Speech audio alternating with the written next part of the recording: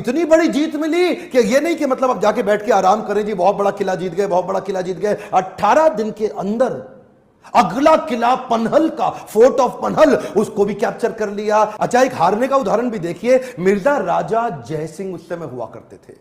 अब इन्होंने मुगल लोगों ने राजा जयसिंह को मिर्जा बना लिया था, अपने साथ जोड़ करके अपनी सेना में ले लिया। एक दफा मिर्जा राजा जयसिंह ने इनको एक युद्ध में हराया और इनसे पुरंदर की ट्रीटी साइन करा ली। पुरंदर की ट्रीटी साइन कराते वक्त इनके 23 किले इनसे छीन लिए गए और 23 किले अब इनके हाथ से निकल गए। वो उनके लिए हार थी, हाँ हार थी, लेकिन हारने के बाद भी नहीं रुकते। ये क्या किया? Come on, bounce back, come on, क्या याद है ना आपको? Bounce back. और कैसे बाउंस बैक किया? पुरंदर की संधि में 23 किले हाथ से निकल गए, हाँ निकल गए, लेकिन रुकना तो है नहीं। अगले कुछ सालों के अंदर 23 किले हारे पर 360 किले और जीत गए। 360 किले इन्होंने, जो फोर्ट होते हैं ना, कई मैंशन, एक के बाद एक के बाद। इनकी लड़ाई किसी भी प्रकार से किसी धर्म के अगेंस्ट नहीं थी।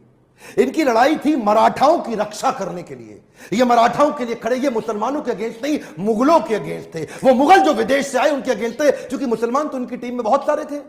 इनके कई सारे बड़े बड़े आर्मी के जनरल ही मुसलमान हुआ करते थे। इनके कई दोस्त भी मुसलमान थे। इनके जो एक अपनी टीम के वजीर आजम, वो भी मुसलमान थे। इनके कई गुरु भी मुसलमान थे। लेकिन ये मुगलों के खिलाफ थे, जो आके मराठाओं को तंग करके उनको नौकर बनाया था। बाहर से आके मुगलों ने मराठाओं को जो तंग किया, उनकी पीड़ा को वहीं से इन्होंने टीम को नीचे नीचे से इकट्ठा करके छापा मार युद्ध से आज इतनी बड़ी सेना खड़ा कर ली। अच्छा, एक बात और जो इस वीर मराठा को मुगलों से अलग करती थी, वो खास बात थी इनका स्त्रियों के प्रति विशेष सम्मान। क्या बोलते थे? मां, औरतें और बच्चे, इनको कोई तंग नहीं करेगा, चाहे कुछ भी हो जाए। और ये जो इनकी लीडरशिप विजडम थी ना, ये बचपन में महाभारत, भगवत गीता, रामायण पढ़ने से जो इनके अंदर आई, ये इन्होंने अपने सैनिकों में भी कूट कूट के डाल दी थी कि अगर किसी, देखिए, जहां उसी समय मुगल लोग औरतों को उठा लिया करते थे, उनका अपहरण करते थे, उनका रेप कर लेते थे, उनको उनके मंदिर तोड़ना, उनको मारना पीटना, वहीं ये क्या बोले, किसी दूसरे धर्म का अपमान नहीं करेंगे, किसी दूसरे की स्त्री को गलत नजर से कभी देखेंगे नहीं, और अगर मेरा कोई सैनिक देखते हुए मिल गया